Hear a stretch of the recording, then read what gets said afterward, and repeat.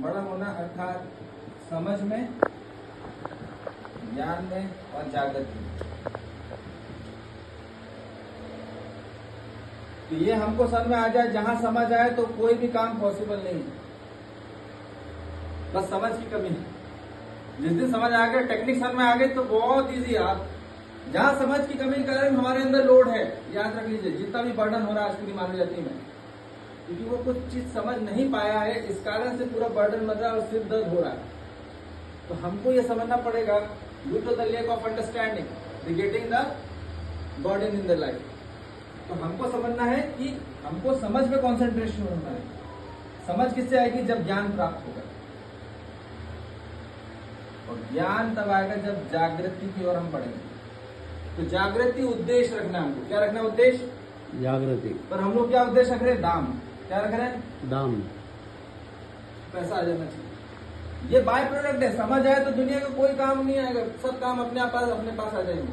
बस इतना ध्यान रखिए, अपन को उस चीज में क्लियर कॉन्सेप्ट हमको अपना कॉन्सेप्ट क्लियर करना है। बस कोई भी अपने काम में अपन इसमें उमदा है तो परफेक्ट है, तो परफेक्ट है, बस इसमें कोई नहीं आने वाला। जहां अपन को पकड़ आ गई तो फिर सब अपने आप आएगी। तो अपन को ये समझना, वही ज्ञान हमको समझ में आ जाए कि मानव जाति के जीवन में ज्ञान से नाम होता है। किससे नाम होता है? कोई चीज का आपके अंदर ज्ञान है, उससे आपके अंदर नाम बनता है आपका। ठीक है, तो हमको कहाँ कॉन्सेंट्रेट होना है? ठीक है, और जागृति से मानव जाति में दाम आता है, क्योंकि ये बाय प्रोडक्ट है। इस पे फोकस नहीं करना, ये तो आएगा ही आएगा, पर फोकस अपन को यहाँ करना है। पर मानव जाति को सिखाया जा रहा है, बेटा काम बड़ा होता है, नाम बड़ा होता है, नाम बड़ा होता है, ये सोचो बस। अब इस कारण से जो बढ़नी थी वो बढ़ी नहीं एक्चुअली। तो हमको समझ में आ जाए, व्यक्ति समझ से बड़ा होता है, ज्ञान से बड़ा होता है, जागृति से बड़ा होता है, ये क्लियर हो जाएगा। जहां समझ ज्ञान जागृति नहीं है, सिर्फ काम नाम धाम है, तो फिर आदमी को लगता है क्या मतलब इसका। ठीक है, जो चीज आदमी को उपयोगिता होती थी वो उपयोग नहीं हो पाई, तो इसलिए आदमी बड़ा किससे होता है, अभी हम पूरा क्लियर कर रहे हैं।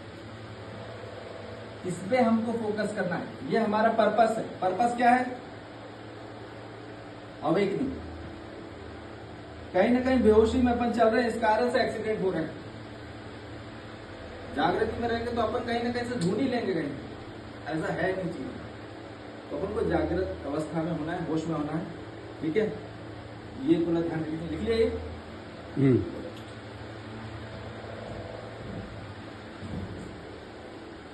और आदमी बड़ा किससे कहलाता है, ये थोड़ा क्लियर हो जाए। बड़ा आदमी समझदारी से होता है। किससे होता है? समझदारी से। आदमी बड़ा होता है ईमानदारी से। किससे होता है? ईमानदारी। और आदमी बड़ा होता है जिम्मेदारी से। जिम्मेदारी निभाता है तो वो बड़ा कहलाता है वो। और आदमी बड़ा होता है भागीदारी से। किससे होता है? भागीदारी। भागीदार होता है तो आदमी बड़ा किससे कहलाता है? संस्कार से। जहां संस्कार है तो वहां समझदारी है,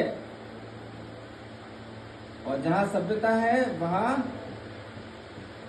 ईमानदारी है। तो बड़ा ये होता है, और विधि जिम्मेदारी पूर्वक विधि होगी तो आदमी उसको बड़ा मानेगा, और व्यवस्था व्यवस्था में भागीदार होगा। तो आदमी की कमाई क्या है? काम नाम धाम। मरने के पहले क्या बोलता है आदमी? मरता है तो क्या बोलते हैं? समझदार। अभी मरने के बाद ईमानदार। क्या बोलते हैं? क्या बोलते हैं? ठीक है। अरे यार बहुत उलझाता था यार, समझदारी। बहुत बेईमान है, बहुत बेईमान। अच्छा वो जल्दी नहीं पड़ेगी। गैर जिम्मेदार, बहुत गैर जिम्मेदार है। और मांगने के बाद कैसा मालूम पड़ना कौन क्या बोल रहा, वो उसको नहीं पता चलता। उसको नहीं पता चलता, पर पहले तो फील हो जाता है। हाँ। आदमी किससे, अच्छा काम किससे मिलता है बताओ मुझे? काम किससे मिलता है? आपकी समझदारी से मिलता है, आपकी ईमानदारी से। जहां ईमानदारी नहीं वहां काम मिलेगा। तो अपन को पक्का ईमानदार होना है, ये बात तय रखो। ठीक है, अपने तरफ से पूरा लॉयल और ऑनेस्टी होना है। तो आपके पास झक मार के सब कुछ आएगा, समझ आ रही बात? और हमको जिम्मेदार होना है, भागीदार होना है। तो कमाई मानो कि ये है, मानव इससे जाने जाता है, उसके पास जाओ, वो जिम्मेदार व्यक्ति है, या जिम्मेदार के पास मत जाओ, वहां पे काम अच्छे से नहीं होगा। समझ में आ रही बात? मानव किससे जाना जाता है, इससे वैल्यू होती है। जो यहां नहीं रहे फिर आदमी इसके पास जाएगा क्या? और ये क्या है? अहंकार, असभ्यता। अभी किसी को स्वीकार नहीं है। ये कोई कार्यक्रम होगा असभ्यता पूर्वक आप कैंसिल कर देंगे, रिजेक्ट कर देंगे तुरंत, कितना भी काम हो, नाम हो, दाम। The thing is how they deliver the work, काम कैसे कर रहे हैं। अब असभ्यता पूर्वक कर रहे हैं तो क्या होता है? बेईमानी कब हो जाती है? जब मानव को क्या होता है, उलझ जाता है ना व्यक्ति, तो आदमी बेईमानी करता है। ये बात पक्की समझ लीजिए, क्योंकि समझदार होता तो ईमानदारी होगा, और जो ईमानदार होगा अपने आप जिम्मेदारी लेता है, उसको बताना नहीं पड़ता कि तुझे जिम्मेदारी लेना है। ठीक है, वो खुद ले लेता है। नहीं तो जो बेईमानी रहता है वो मेरा काम नहीं है, समझ में आपका पीछे हट जाएंगे। समझ में आ गई था? तो हमको मानव जाति आज, इसलिए आज जितनी बीमारी है इसका कारण केवल ये है, मेजॉरिटी इनकी हो गई आती। हाँ, मेजॉरिटी इन्हीं की है, क्योंकि पूरी मानव जाति ने अपने आंतरिक में, हम क्या सोच रहे हैं कि भैया पूरी बीमारी होने का कारण केवल ये है। जहां ये रहेगा मानव जाति स्वस्थ होगा। अपन को इससे संपन्न होना है। हमको बता दिए काम नाम दाम, हम उसके पीछे दिन रात सोचे जा रहे हैं। हम एक दूसरे से क्या अपेक्षा लगे, कुछ तो ईमानदार, कुछ तो समझदारी दिखे, अंडरस्टैंडिंग तो कर। तो सामने वाला अंडरस्टैंडिंग नहीं कर पा रहे एक दूसरे को, तो आदमी को क्या चाहिए? शादी में क्या देखा जाता है? क्या शादी में क्या देखा जाता है कि क्या प्रोफाइल देखा जाता है, कितने बड़े घर का हो, क्या है, क्या बैकग्राउंड, बस इतना देखते हैं, तो करा दो। पर मानव को क्या चाहिए? उसको संस्कार समझने वाला चाहिए, उसको ईमानदार, सभ्यतापूर्वक चाहिए, जिम्मेदारी लेने वाला चाहिए। और बोले आजकल तो क्या हो रहा है कि हमारा काम नहीं है, I am doctor only, I am engineer, why will do us work. तो अब ये क्या हो गया, हमारा काम नहीं है, वो काम उसका ही। तो हम लोग क्या कर रहे हैं, हम जो हम कर सकते हैं सब चीजें, हम वो भी अवॉइड कर रहे हैं, करना नहीं चाहते। समझ में आ गया? इसलिए हमको ये समझ में आ जाए। अब ये व्यक्ति अभी काम नाम करना, वो छोटा कहलाता है। ठीक है, तो हर मानव जाति को अपने इस पे आना है स्वयं में। ठीक है, इससे हमको संपन्न होना है। आदमी, हर मानव बड़ा बनना चाहता है, छोटे बच्चा भी बड़ा बनना चाहता है, पर बड़ा क्या है अभी तक बड़ों ने भी क्लियर नहीं करा कि बड़ा क्या होता है, क्योंकि उनको भी नहीं पता था। ठीक है, हाँ, नमस्कार। तो ये हमको क्लियर हो जाए, पूरी मानव जाति को बड़प्पन चाहिए कि बचपना चाहिए, बताओ? बड़प्पन। बुढ़ापे तक बड़ा बचपना नहीं जा रहा, तो हमको ये समझना पड़ेगा कि भाई आदमी उम्र से बड़ा नहीं होता। आइए बैठे रहता ना, तो आदमी समझ से बड़ा होता है, ये हमको क्लियर हो जाए। पूरी मानव जाति को चाहिए क्या? निश्चित निरंतर में क्या चाहिए? एक बार भी ये मिल जाए, आपका कनेक्ट डिस्कनेक्ट हो जाए, रिजेक्ट कर दोगे आप मानव को। और ये कर रहे हैं, हमारे मानव को रिजेक्ट करते चले आना। और अब क्या हो रहा है, आदमी अकेला रह जा रहा है, भीड़ में भी आज अकेला है। क्यों? क्योंकि ये हमको स्वीकार है ही नहीं है स्वीकार। हमको निश्चित निरंतर में ये चाहिए,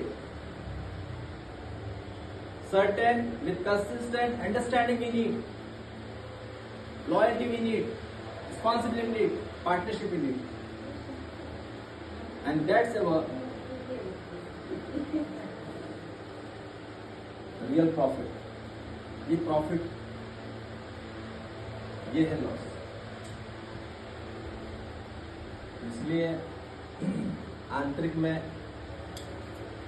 अपने विचार में, अपने व्यवहार में, विचार में क्या समझदारी रहे, किसमें रहे? समझदारी। व्यवहार में ईमानदारी रहे, कार्य में जिम्मेदारी रहे, और व्यवस्था में भागीदारी। तो सीधे से एक कॉन्सेप्ट भी समझ में आ गया तो आदमी इसी तरफ आना चाहता है हर मानव, ये बात तो पक्की है। चाहता तो ये है पर हो और कुछ रहा है। चाहता सुखी है पर हो रहा दुखी, क्योंकि चाहने और करने के बीच में है। ये हो गया फोटो।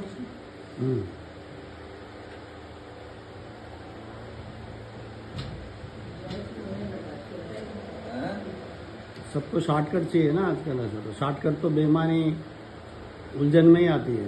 ये हमको समझना है ना, ईमानदारी में धैर्यता है। क्या है? बेईमानी में शॉर्टकट है, एक शॉर्ट। इसलिए संस्कार सबसे पहला रिक्वायरमेंट है। संस्कार रहेगा तो सब काम आगे बढ़ता है। आज तक मानी जाती है संस्कार क्या है? सिर्फ मंदिर चले आना, पूजा पाठ चले आना, घंटी बजा देना या साड़ी पहन लेना, वो संस्कार नहीं है। संस्कार क्या है? अपने आंतरिक में विचार, धार्मिक विचार है कि अधार्मिक विचार, समाधान का विचार है कि समस्या का विचार, एक दूसरे को लेकर तो किससे संपन्न होना है, किस दिशा में। दिशा सही हो गई तो फिर दृष्टि भी सुधर जाएगी, मान जाएगा। वो इतना बहुत ही आसान है। चैनल चेंज हो गया तो फ्रीक्वेंसी अच्छी आ जाएगी। अपन को तरंगे सही पकड़ना है, सत्य तरंगे पकड़ना पूरी मानी जाती है। हम कहीं ना कहीं गलत तरंगे पकड़ लेते हैं, इसलिए फ्लक्चुएट हो जाता है, फ्रस्ट्रेट और इरिटेट हो जाता है। इसलिए पूरी मानव जाति को विचार कार्य व्यवस्था से संपन्न होना है, इसकी शिक्षा चाहिए। आज तक मानव जाति में इसकी शिक्षा नहीं, विचार व्यवहार की नहीं आज तक। इसलिए पूरा डिस्ट्रैक्शन हो रहा है।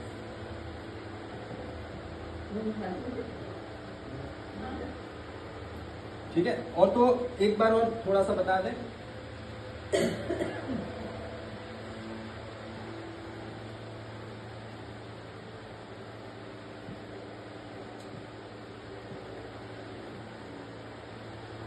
देखो, एक जापान के डॉक्टर है, उन्होंने एक इन्वेंशन किया। तो उन्होंने बताया कि ये वाटर में कैसे मॉलिक्यूल्स हो जाते हैं, जैसे हम देखते हैं। देख कैसे रहे, बोल कैसे रहे, सुन कैसे रहे, इतने में प्रभाव हो जाता है मॉलिक्यूलर स्ट्रक्चर में। यदि हम प्रेम भाव से करेंगे तो हमारे अंदर कैसा स्ट्रक्चर बनेगा?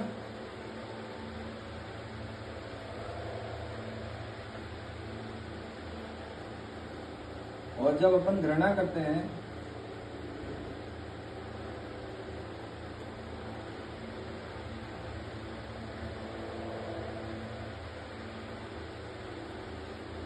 ऐसे मॉलिक्यूल स्ट्रक्चर हो जाते हैं।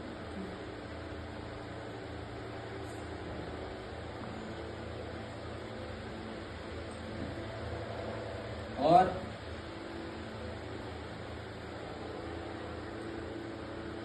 जब अपन पीस में रहते हैं, शांति में रहते हैं, तब ऐसा बढ़िया असर रहता है। जब अपन डिस्टर्ब रहते हैं,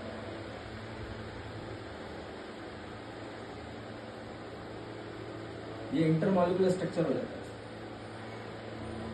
तो जब डिस्टर्ब हो तब पानी ना पियो, खाना भी मत खाओ, पहले स्नान कर दो। फिर स्नान को बोला जाता है। स्नान करने से तुरंत इमीडिएटली हमारी सोच में फर्क बैठता है। कितना भी क्रोध आ जाए हमें किसी के प्रति भी, तुरंत, इसलिए जल तत्व से कनेक्ट हो। इसलिए जितने भी साधु संत नदी के पास जाके डुबकी मार रहे हैं, पहले वहीं पे साधना कर रहे हैं। कुछ भी हो तुरंत गुस्सा आए, क्रोध आए, तुरंत डुबकी मारे, फिर वापस आ रहे। तो इसलिए हमको वाटर से कनेक्ट होना है। हमारे 70% जल क्या है? पानी। ठीक है, और इसके बाद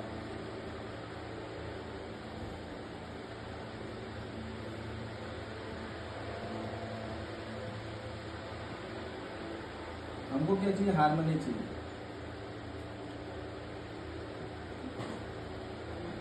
ठीक है, और क्या होता है? डिस्ट्रैक्शन और स्ट्रगल।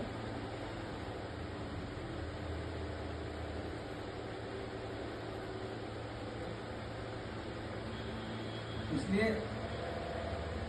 अब हमको समझ में आया कि होना क्या है, ये क्लियर हो जाए। हमको होना, हर मानव को जो है वही होना है। अस्तित्व में क्या है? पूरे अस्तित्व कैसे हार्मनी में चल रही है। कोई 5 एलिमेंट कोई भी लड़ाई कर रहे हैं क्या एक दूसरे को? नहीं कर रहे। बड़े आराम से फ्लक्चुएट होकर हमको तरफ करते चले जा रहे हैं। तो हर मानव जाति में क्या चाहिए? हार्मनी चाहिए। तो हमको पूरी मानव जाति में कैसा अनंत हार्मनी का भाव उत्पन्न हो, उस और बढ़ना है अपन। ये अपन इस तरफ बढ़ रहे हैं तो अपन गलत डायरेक्शन में जा रहे हैं। यदि हमारे अंदर ये हो रहा है तो हम गलत डायरेक्शन में हैं। ये हम डायरेक्शन जान सकते हैं कि अपन कौन सी दिशा में हैं। ठीक है, तो कोई भी एज मैटर नहीं करता। जिस दिन हमारा, जिस टाइम पे हमारा सन में आया उस दिन हमारा समाधान हो जाता है, प्रकाश है, समझना काफी। ठीक है, और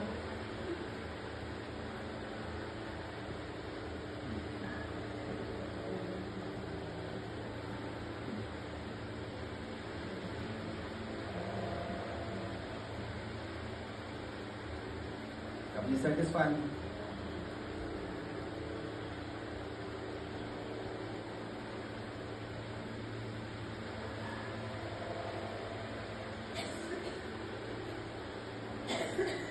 तो इसलिए हमको समझ में आ जाए कि हमको दिशा तुरंत चेंज करना है यदि हमारा अंदर फ्रिक्शन हो रहा है तो।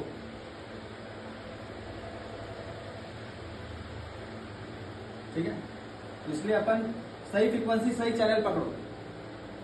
तो जैसी संगत वैसी रंगत, जैसा संग वैसा रंग। तो इसलिए अपन को सत्संग में जुड़ना है, परवाला नहीं जो कथा में चल रहा है कि राम ऐसे थे, शिव ऐसे थे, वो बस कहानी कथा है, वास्तविकता नहीं है। वो आस्तिक और नास्तिक की कथा है। तो हमको